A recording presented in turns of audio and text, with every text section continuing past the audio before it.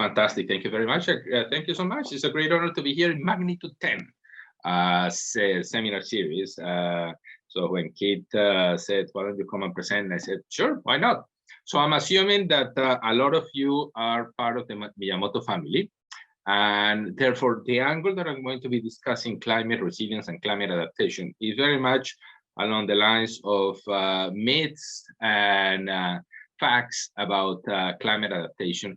A lot of it from the engineering side, but also from the policies and finance perspective. Let me start with key messages that I want you to remember. First, you cannot talk about climate change in the abstract. The world is going to be very different if what is known as the Paris Agreement allows the world to stay within 1.5 centigrade degree warming, or whether, as the world is going, at 2.6 degrees. The impacts are very different, and that affects how you think about climate adaptation. Second, climate change impacts are actually happening faster than what models tell us. Once you start looking at global models and once you start trying to look at infrastructure at a smaller scale, then these non-linear combinations of what is happening out there, turns out that the world is changing much faster. I'll tell you a few examples on that process. Number 3. Climate is not poverty neutral. Not everybody is affected the same way, and unfortunately, the poor are affected disproportionately to climate shocks. Fourth, the first step to get ready for climate change is to be ready for the disasters of today. Climate change is not something that is going to happen in 2030, 2050, 2100. You need to get ready. If you're not ready for the disasters of today, you're not going to be ready for the disasters of tomorrow. Climate change. 5. Climate adaptation is a good business proposition, and I'll be showing some of the numbers of what are the cost-benefit ratios that are observed on climate adaptation. I'll have a little bit of a discussion because there's going to be an important change in the way projects are designed. So I'm a civil engineer. When I studied civil engineering, you had your parameters, and you were always looking at optimal designs. How do you achieve your objectives optimally with enough safety, enough buffer for that safety, and also with enough cost effectiveness. Now, the problem with climate change is that there are deep uncertainties in the modeling, and therefore you are moving from an optimal design to what is called a robust design, and I'll be able to discuss a little bit that process. Finally, climate adaptation is everybody's business, and because there's this tendency to think that this protection against floods and drought and the like, and those disasters are all a government responsibility. And the message that I want you to take out of this conversation is not. And in the end, there are so many connections that I will do a rapid fire description of connections between climate and migration, climate and corruption, climate and behavioral change, to know that climate adaptation is not only about engineering and finance and policies, but many other dimensions. So let me start with message number 1. The world will be very different if warming stays at 1.5 degrees or 3 degrees. So when the Paris Agreement came into existence, the goal that the world said, look, we want to make sure that we stay within that. And as science progresses, you may have seen the last reports of the consensus of scientists around the world, the IPCC consensus, telling us that, look, 1.5 degrees is for sure absolutely maximum temperature that you could still adapt to. Going beyond becomes very complicated. But the situation in 2018 was that the pledges and the targets and the promises of countries all around the world was getting us into a 3-degree warming. What is the situation by Glasgow? Well, the world IPCC continues to say you need to stay within 1.5, you need to stay within 1.5. We are already at 1.1. We may get to 1.5 actually in 2030, and all the promises with all the push and all that and all the commitments are only getting us to about 2.6 degrees centigrade. So we're not doing great, and the window of opportunity to deal with that becomes very important, because the world is going to be very different. What you have on the left are temperatures at 1.5 degree warming. What you have on the right is temperatures at 4 degree warming. It's a very different world, and the consequences in terms of infrastructure and climate shocks and floods and droughts and heat waves are completely different. So parts of Africa, if you are hitting a 4-degree warming, actually may not be able to be inhabitable because it crosses and it goes beyond what the human body can sustain. And for every factor, you begin to see that the impacts on heat and droughts and glaciers and water and forest and biodiversity are very different if you stay within 1.5 or if you go to 3 degrees. One of the big uncertainties in all of this is at what temperature the tundra, the permafrost in the northern hemisphere, Russia particularly, and Canada begins to melt. Because once it begins to melt, then you have massive amounts of methane that are today captured by that ice. That methane gets released, and because methane is such a powerful greenhouse gas, then you don't know what you're going to have. I mean, that thing begins to melt, and therefore the increase in global warming gases shoots up the roof, and therefore there's no way to know where does it slide. And therefore that's where this uncertainty becomes really complicated. So uncertainty, what is going to be the trajectory over the next decade, becomes really critical, particularly because a lot of the infrastructure that you guys are going to be designing is really going to be affected a lot by this variability. Now, the parameter that you're looking at when you're projecting actually changes a lot in terms of impact. The time to take to reach equilibrium is very different. So even if you peak emissions and you basically become net zero in the world over the next 20, 30 years, CO2 stabilization is going to take 100 to 300 years. Temperature stabilization is going to take a few centuries. Sea level rise actually is going to take centuries to millennia. And sea level rise due to ice melting is going to be several millennia. So the impacts that you're having over the next decade, depending on the parameter you're looking, are going to have very, very long-term impact. So climate change is not something that you can imagine that is the same for everything. You have CO2 stabilization, temperature that affects sea level rise, that affects at different levels the hydrometeorological cycle, and therefore you are in a really complicated modeling and therefore engineering design structure. Now, one of the problems that is happening also is that climate change impacts are happening much faster than the models predict. So I'm sure that you read the news. The Arctic is melting much faster than expected. The Alaskan, these are some news from the last couple of years. The Alaskan glaciers are melting 100 times faster than thought. They are shocked by the Arctic permafrost thawing 70 years sooner than predicted. And then I'll bring a personal story. So when I was doing my PhD at MIT, we had a group of hydrometeorologists working on this. And then we were asking the question, look, these glaciers in the Andes, all right? So this was late 1980s. Why don't we calculate when, with the trajectory of climate change, when might they be melting? And these are two very well-known glaciers in the Andes, the Huayni Potosí and the Chacaltaya. And we ran the numbers and all the global thing and the modeling and all that. And we said, maybe by 2040, probably 2030, these glaciers are going to be gone. Well, it turns out that you look at this was the 1975 picture. This is the 2000 picture. By 2000, Chacaltaya was pretty much gone. And then by 2009, Huayni Potosí is gone, and today is pretty much gone. So actually, we missed it by about 20 years on the modeling. It was very simple, the idea, and we didn't realize at the time. We were assuming that the ice was melting from the outside in, and turns out that glaciers, if you look at a puddle of snow in your backyard or in your driveway, it doesn't melt from the outside in. It melts like a chessboard. And therefore, these interior black pieces begin to melt from the inside faster. And we never thought of that nonlinearity. Therefore, though the main message on this, and you will begin to see in the news, is that the models are a very crude approximation of what is happening on climate change. The nonlinearity that is so embedded into these processes means that the impacts of climate change will happen faster than the models are predicting. Now, message number 3, climate is not poverty neutral.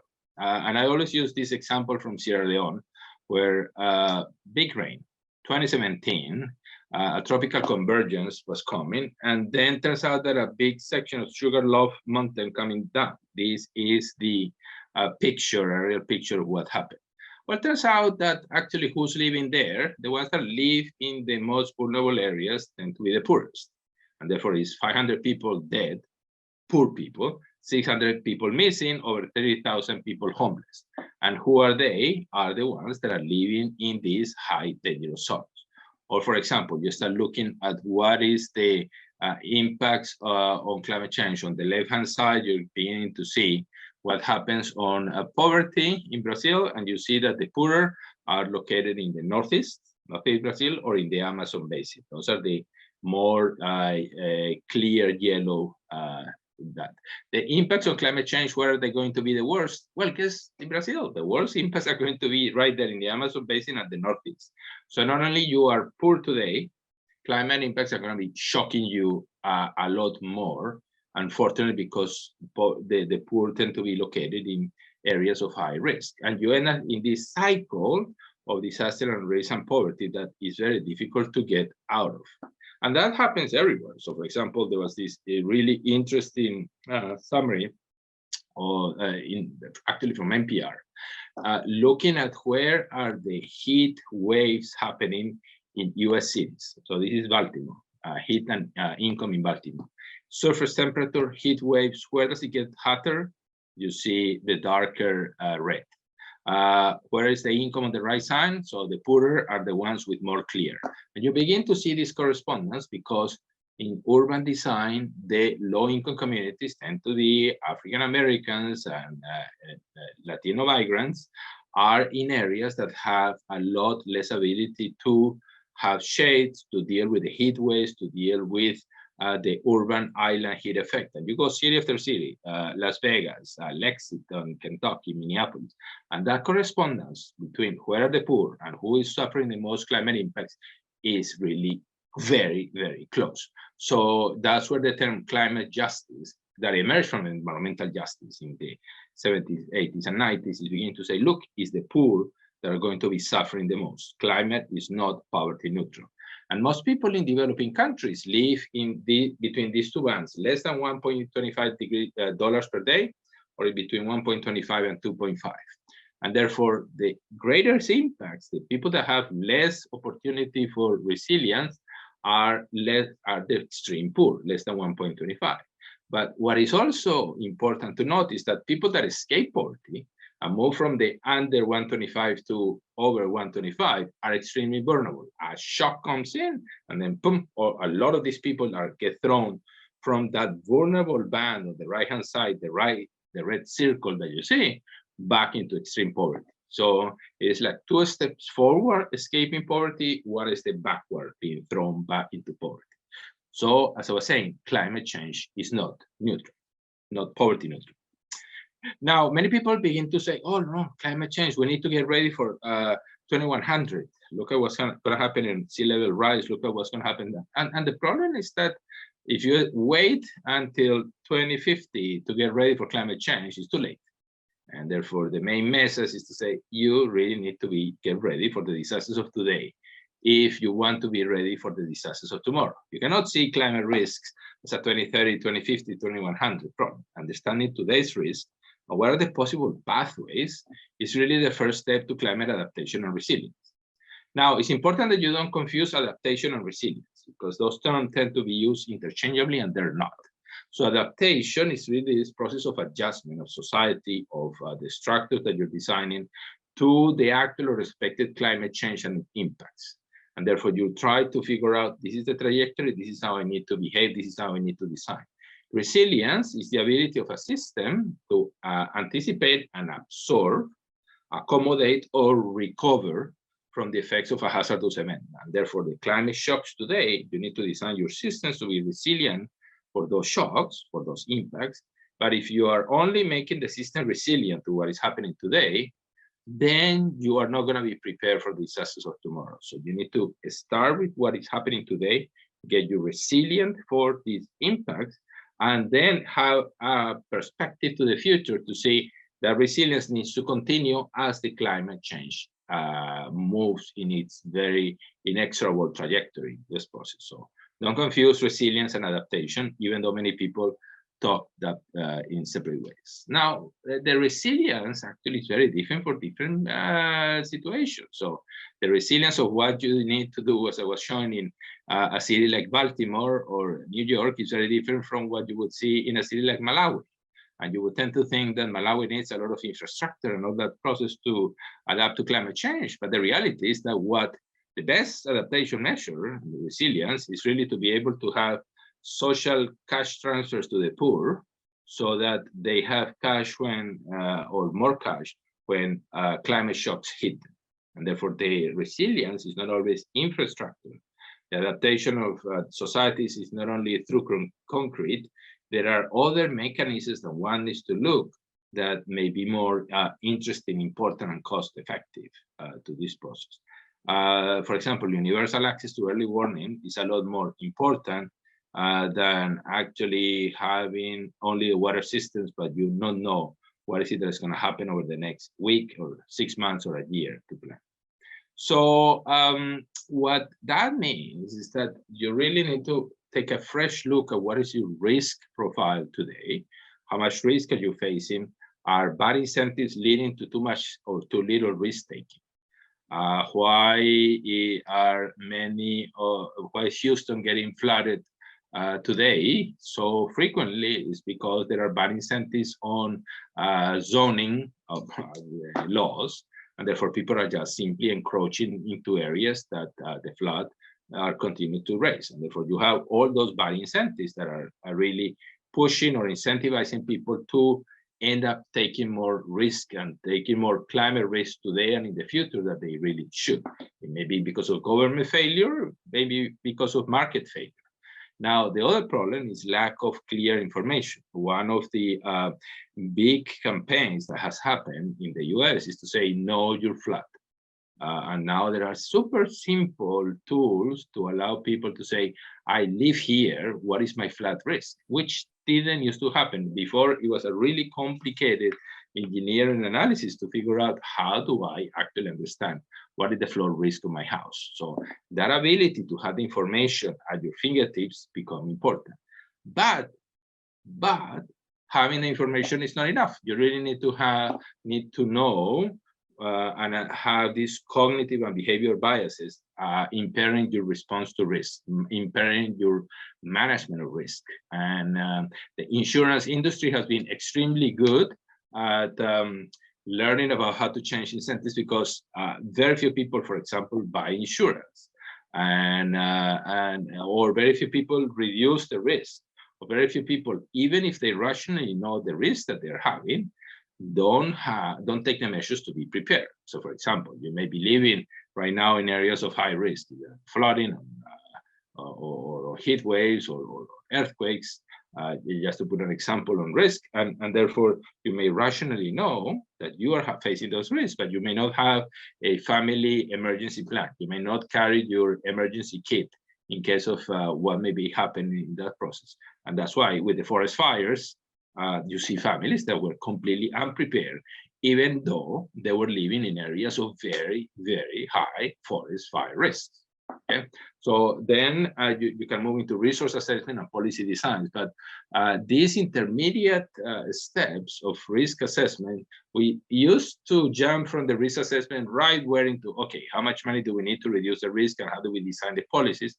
Forgetting that a lot of the risk is because of the bad incentives that are making people take more risk, because of lack of information that people don't know what risk are they taking, and it's because of behavioral change that people are not processed. So the components of an integrated management risk system, which are general for risk, but particularly important for climate risk, is all the way from knowledge to understand the shocks, internal and external conditions, protection to reduce the probability and size of losses, and insurance to transfer resources across people and over time from good to bad states of nature, and then finally coping to recover fast from the losses and making the most benefits. Because why the coping becomes so important? Because the majority of the impacts from these climate shocks are not necessarily the infrastructure that is damaged.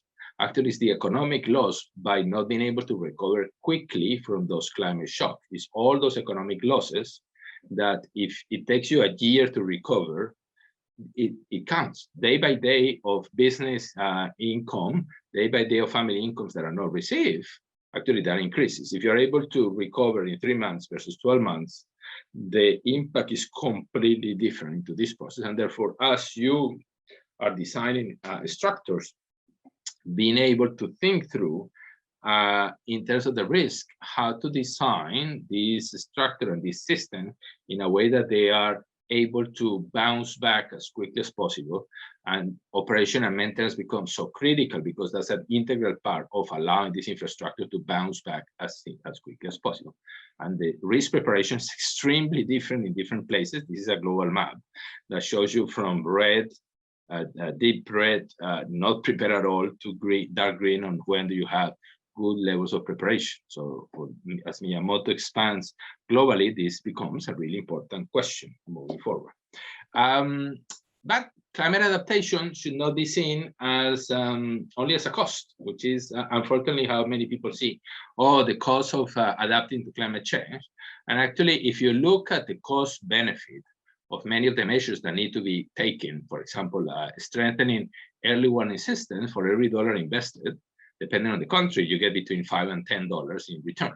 Or making new infrastructure resilience 2 to 5 or in terms of cost benefit. Protecting mangroves, cheap, really important for coastal risks, easily 1 to 6 on average. So actually, and why is it that? It's because you really are not taking into account all of the benefits from adaptation, all of the benefits for increasing that resilience. So first, of course, the avoided losses.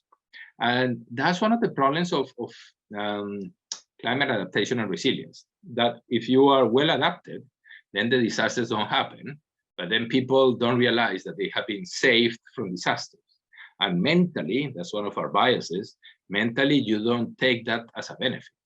If you are not getting flooded, you don't think that that's a benefit, but actually it's a tremendous, tremendous economic benefit on all that process. Now, adaptation also helps a lot into economic benefits. For example, your agricultural productivity, if you are well prepared in terms of information for weather information and meteorological information for disaster, for climate shocks, and if you have much more sustainable water management, much more sustainable fertilizer use, actually your productivity increases because you are being a lot more efficient, a lot more productive, just by thinking through how do you minimize your losses. So you have a second benefit of that productivity and economic. And then actually, because a lot of what you need to do in order to become better adapted and more resilient are really based on using nature to help you protect yourself. And there's a lot of environmental benefits that if you really internalize and account for, it helps you understand what are the benefits of adaptation. So this is what we call the triple dividend of adaptation: avoided losses, more economic productivity and efficiency, and social and environmental benefits. Now, I did a brief introduction of how engineering and planning in general need to start moving from an optimal design to a robust design. So as I was saying, as a civil engineer, we're designing a bridge or we're designing a dike for flood protection. I have the whatever number of decades of data on the floods that have happened in the zone. I can do a trade-off. Look, this is the level of protection. I want to protect this area against a flood on 1 in 100 years, 1 in 500 years, or it's extremely variable, 1 in 1,000 years. I know what are the parameters I need to do, how high the dike, how strong the coastal protection, and then I optimize the designs. This is how we used to do all of these engineering designs, and that's the optimal approach. Now, when you are looking at longer time scales, let's say your infrastructure is going to last 20, 30, 50, in some bridges it's going to last 100 years, that's precisely the time frame where climate is going to be changing most rapidly. And if you're looking at a smaller scales, which is the scale of your infrastructure project or your city, turns out that the variability is just going crazy. You really can't predict 30 years down the road in a specific bridge, what is it that's going to happen and how the frequency of flooding is going to be, because the models are not able to give you that level of certainty. And therefore, you need to start moving to a process by which your engineering design is looking at different models. And if you look at different global climate models, every model will give you a different answer. And you don't know, as I was saying before, is the world going to achieve 1.5 degree warming, or are we going to go to 2.6 degree warming in that process? Ukraine war happens and Russia invades, and then everybody's now figuring out how to pump more oil and gas. So, and therefore, I don't think we're going to end up in 2.6. We may end up in 3. So all that uncertainty over the long time frames that your infrastructure is going to be built becomes really critical. And now the new approach is to say, look, let's look at all these possible future scenarios. Okay, let's look at different options. I can buy and protect and design a dike against the worst scenario. It turns out that it's extremely expensive, and you don't know exactly how real that scenario is going to be. Or am I going to do a combination of measures by which sometimes I don't build the dike so big, but I build it wide enough that it can expand if needed, or I can buy land for a floodplain to be able to do sports today and playing football and all that, but knowing that that gets flooded periodically until you have more information. And therefore, you begin to move into very different ways of thinking about design, where you're looking at alternatives at the core and trying to have a balance between what we know, what we don't know, what are the uncertainties, what are the net present value of the different options, and how much money do I have as a municipality or as a state, and where do I end up? How much protection do I have? How much do I deal with uncertainty and end up with more informed decisions on the design than before? So there's not an optimal design. There's a robust design that is able to handle different shocks, and that I'm buying options on the future to be able to protect myself against different climate change. So what are these at the core messages from robust designs is that you're really buying options for the future. As I was describing, multi-purpose flood spaces, different dike designs, different efficiencies of water use or power use. You want to incorporate as much as you want nature-based solutions, because nature is the best buffer against the uncertainties of climate change. It's more cost-effective. It may not be able to withstand some of the worst climate shocks, but it is the combination of gray, concrete, and green nature-based solutions to be able to find that balance. Robust design is trying to avoid lock-in options. So, for example, the climate resilience plans of New York in Lower Manhattan actually is building the road that you drive around Manhattan higher and further away to be able to open up a space to have buffer solutions around Lower Manhattan for sea level rise and more floods. Everybody remembers Sandy hurricane. Well, those are going to be more intense and more frequent. But Manhattan grew in a way that now is locked in. You cannot get rid of the buildings that are basically all the way to the coastline. And therefore, those decisions locked in New York in patterns that are actually very difficult to retrofit today. So as you're designing robust systems, you want to avoid those lock-in options, and you want to design flexibility to accommodate more knowledge, better science on the climate, better predictions, and new technologies. Now, at the end, early warning systems are the most critical part of being able to get prepared. Remember that in this multidimensional risk system, you want to reduce and get prepared for the climate shocks of today and tomorrow. Therefore, early warning systems is an integral part of robust design, and you want to plan those systems to bounce back faster and more cost effectively from the climate shocks, because you may not be able to build your resilience away from climate risks through concrete. There are certain climate shocks that are going to overwhelm the system, and you need to plan the design of your system to be able to bounce back and to be able to come and restore to its original service as quickly as possible into this direction. And robust designs need to have continuous monitoring, because you need to be able to adapt and have the flexible design so that as you have more information and you have more clarity of how the climate is, the warming is going, how the impacts are taking place, what is the new reality, then you are able to adapt. Therefore, you cannot have systems engineering designs that you sit and you forget about it for the next 50 years. That robust design needs a completely different and adaptive way of figuring out how to do that process. But I always say, look, I'm sorry, but robust designs are not the responsibility only on engineers. You need new alliances, and you need community leadership to be an integral part of the process. And you need to be a lot more multi-sectoriality, because it's not, if you're building roads, it's not only with the transportation department that is the responsibility of the robust design. It's really the transportation department with the with FEMA, with your environmental department, with your water management department, and therefore that cross-sectoriality and that coordination across institutions becomes critical for robust design. And there's also a social dimension on the process. The ability to have good robust designs is very different on societies that are very strict and organized versus societies that know how to improvise, that are flexible, that they are not too afraid of making decisions under uncertainty. And you need to be able to have unusual sources of trusted information. And you may have heard a lot about local and traditional knowledge. How do you combine scientific knowledge with traditional knowledge in that process, and you learn to improvise? That's an integral part of robust design.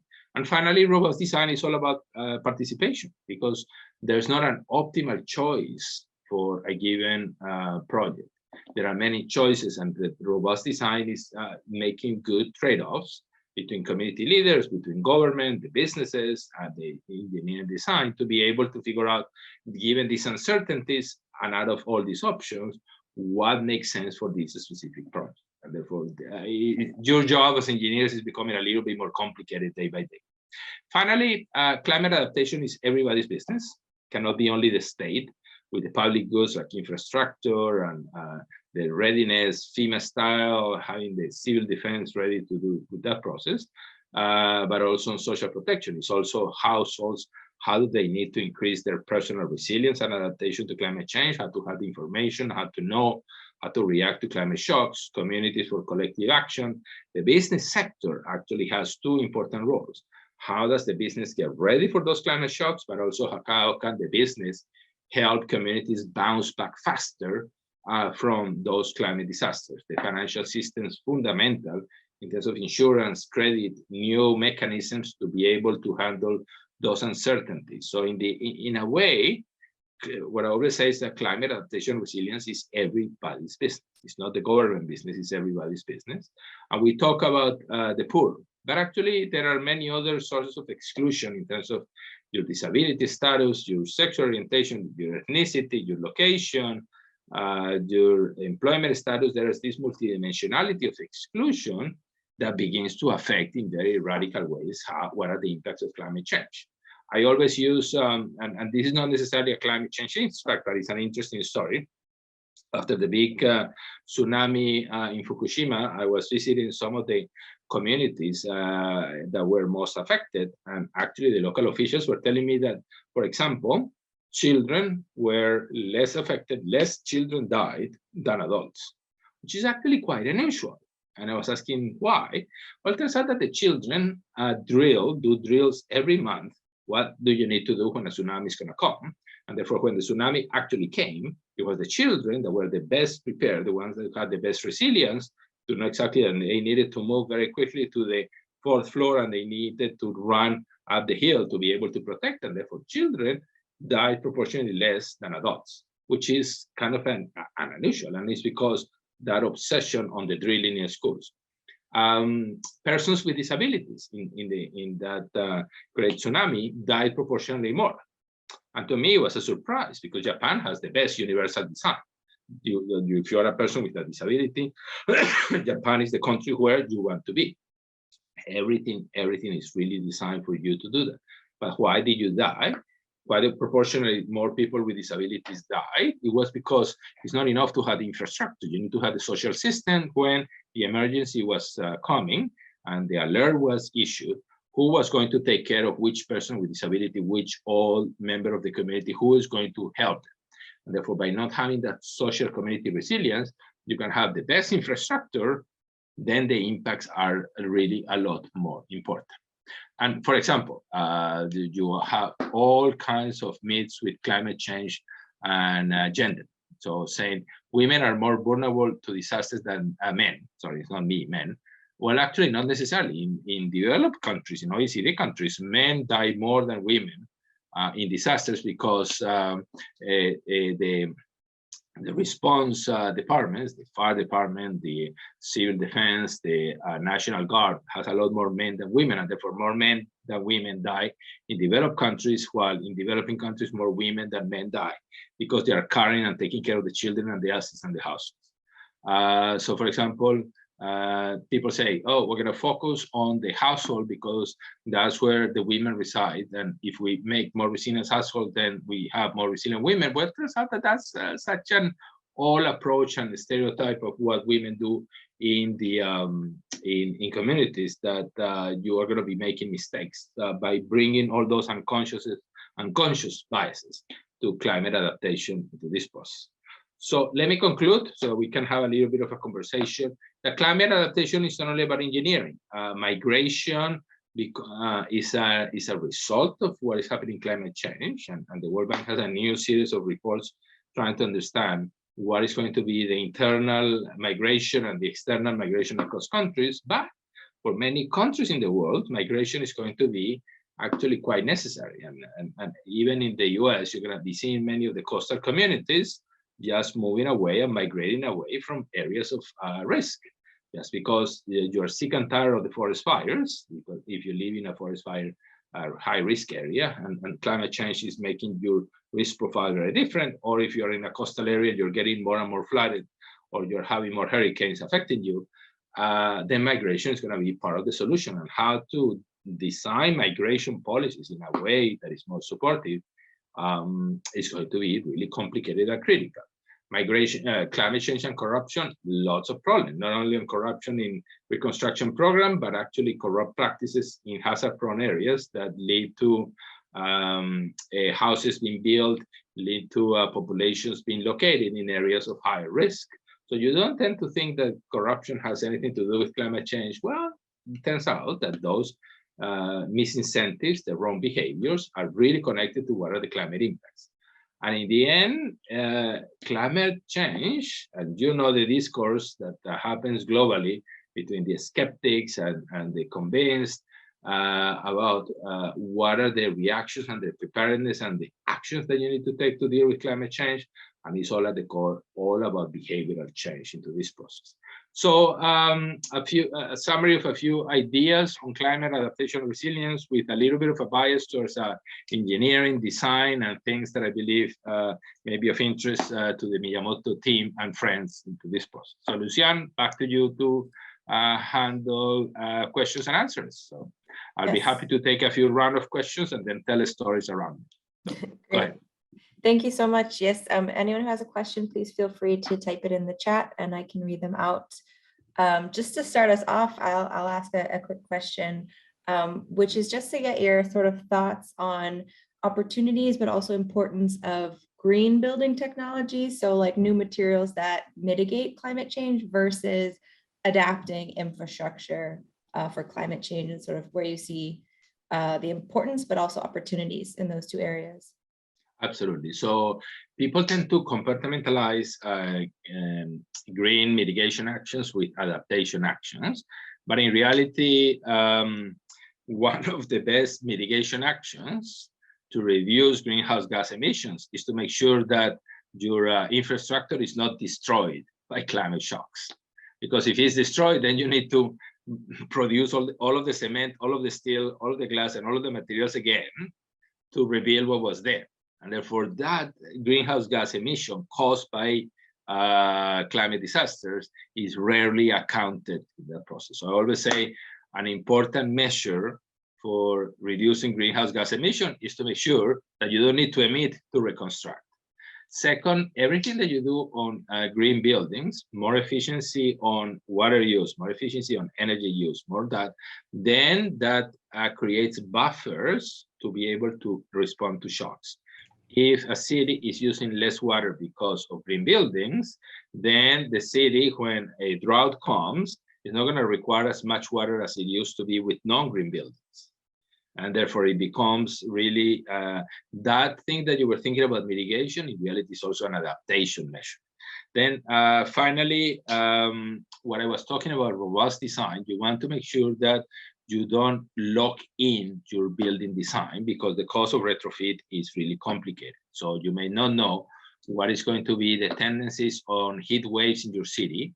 And green buildings need to be adaptable enough and be built and designed in a way that they can shift and be easier to retrofit to different futures, depending on what is it that is going to be happening. So one of the concerns that I always have with green buildings is that they tend to be very static. This is the green building, and it's built in an optimized design, and that's the old way of doing things. How do you have a building that is allowed to exchange reflection, being able to have the incorporation of new technologies, having that flexibility so that you can adapt your design as you get more information and you understand better what are the shocks of climate as moving forward. So 3 thoughts on green buildings and adaptation. Thank you so much. We have a question from the chat from Gregory McRae. The question is climate change likely to affect the frequency or magnitude of earthquakes? So there's no data to show that. However, what is interesting is the multiplicity of risks that you're having, and this is where the deep uncertainty comes in. So if you're having multiple shocks, so for me, for example, one of the worst risks is to have in cold regions of the world is to have earthquakes at the same time as blizzards, okay? And therefore, if you're having more frequency of blizzards because of climate change and more frequency of that, then the possibility of multiple shocks becomes more real. And therefore, maybe the earthquakes are not changing, but the complementary shocks are really increasing, and therefore your combined risks becomes very different in that process. Let me read some of the question. Francisco is asking about artificial intelligence and smart technologies, an absolutely needed question. So for example, how as with the Internet of Things, you're beginning to have in a city from thousands to millions to billions of data points to understand how the environment is and the relationship between the built environment and the citizens is interactive. And therefore, that massive amount of information to be able to understand, these are the risk points, these are the bottlenecks when risks are coming, these are how do you need to strengthen the weak points in a chain of, or in a cascade that may be happening of failures because of disasters. The more information you have and the more that you can process that information, you're going to need artificial intelligence and machine learning to be able to find those points to increase your resilience. So it's an absolute must in that direction. Gregory is asking about Miyamoto and what should Miyamoto do. So we're going to have an internal conversation later on with a few thoughts on, given the tremendous skills and experience that Miyamoto has, how to use those in many of the topics that I was mentioning. So as you're expanding your international work, what does it mean to be able to give advice on risks and to handle the uncertainties of climate change? As you are doing work nationally, how can you get smarter about incorporating those factors into the design and advice that you're giving to clients? Implementation, Lucian is asking about climate change as a major line of action in many countries and how efficiency has its implementation been in terms of public policy. Well, actually, it's not only a public policy, but it's also in terms of behavioral change. So I always say, look, it's not only the government that needs to change quickly and adapt to climate change, but it's also the communities as communities, and it's the households as households. So even the change in public policy is always a slow process, because it's the level of information and the choices, particularly in developing countries, so you don't have a lot of money and it's difficult to make those choices. Do you invest in more, making your roads more resilient, or do you expand the road network to be able to access more remote regions and being able to help them with economic development?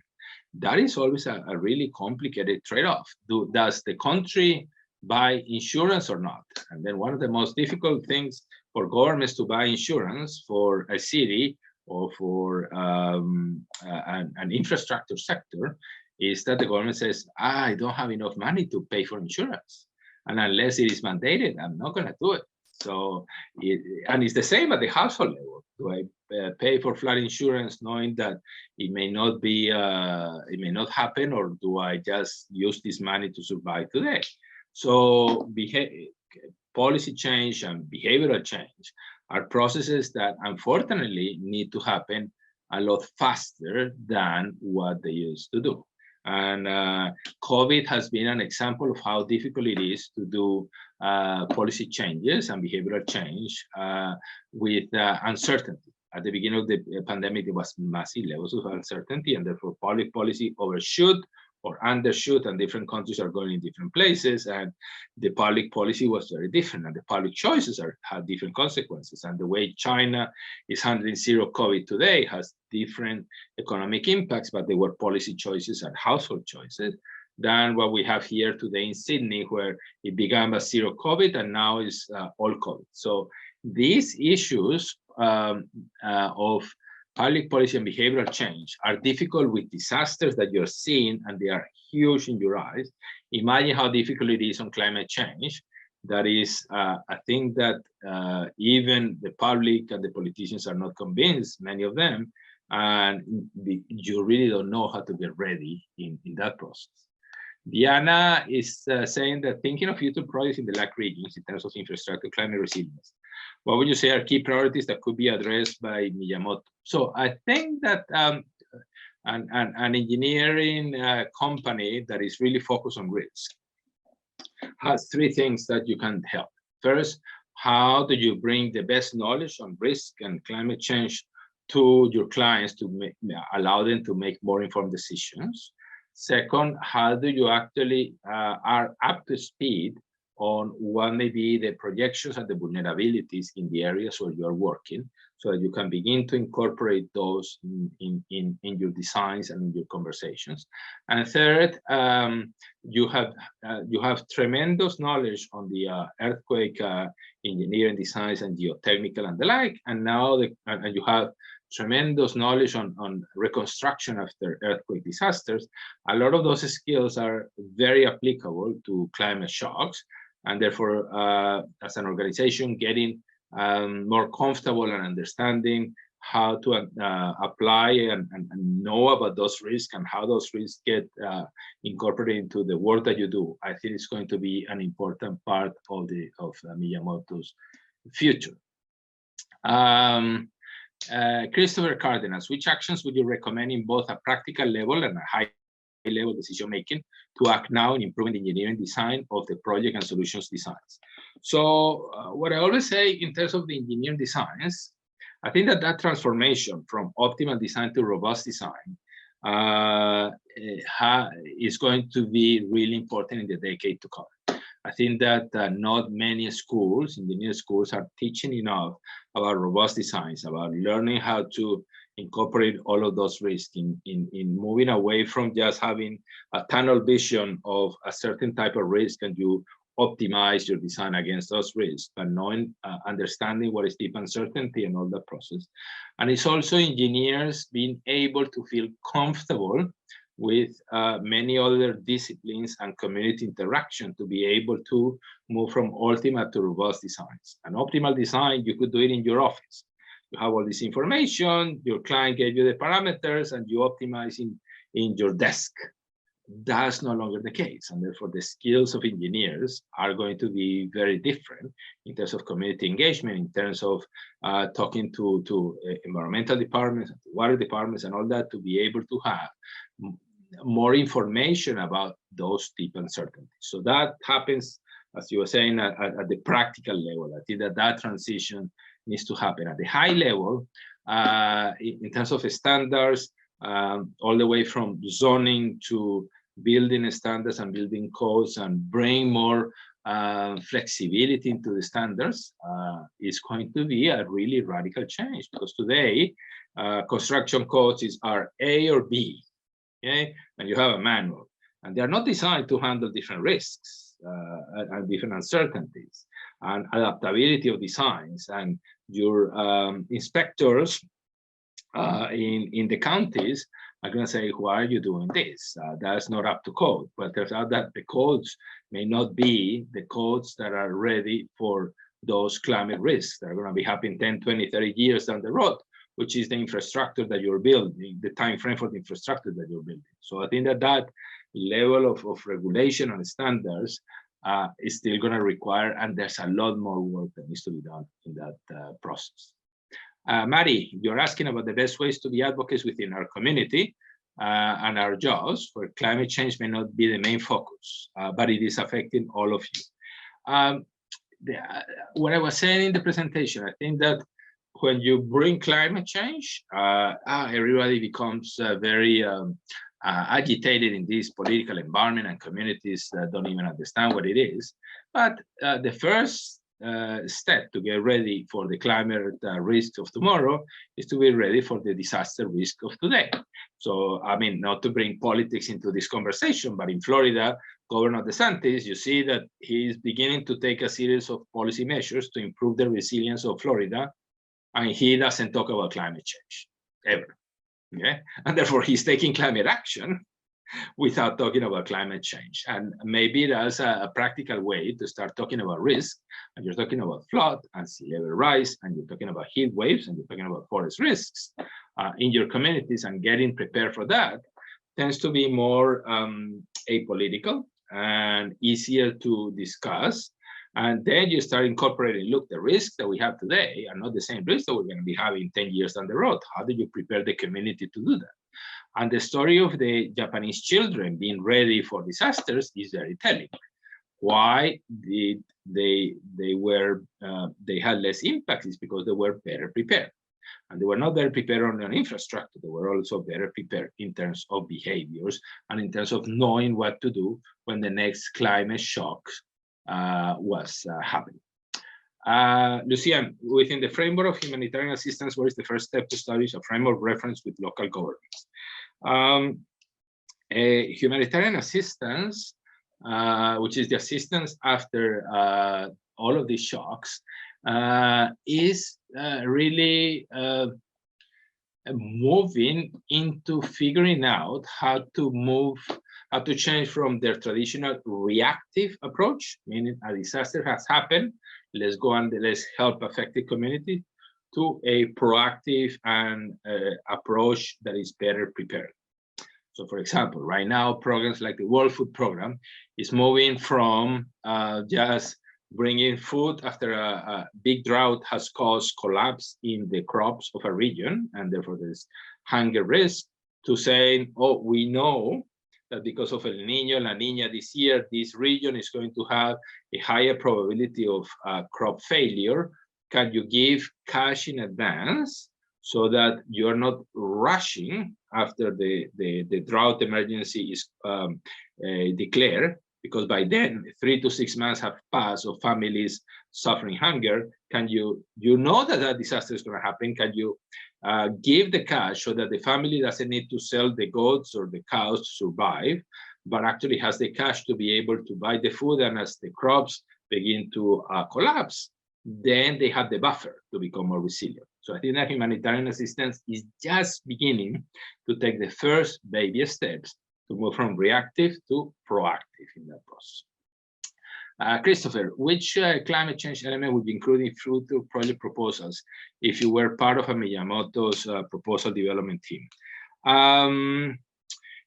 Look, I think that it depends. It's very location specific, and that's why the climate change becomes so more complicated. So if you are in a community, if you are designing a project in a community that is very subject to forest fires, how do you actually begin to understand that the heat wave conditions and the forest fire risk may be affecting what you are thinking about in terms of a structural design. And that's generally not something that clients connect. At least, look, I'm asking you to design a building. What are you talking about this? Well, turns out that the design of your building may need to start really figuring out what are the climate risks that are going to be happening, because you want your building to be operating. You're going to be given a list of 50 years, over 50 years. The climate change is going to be a strong reality.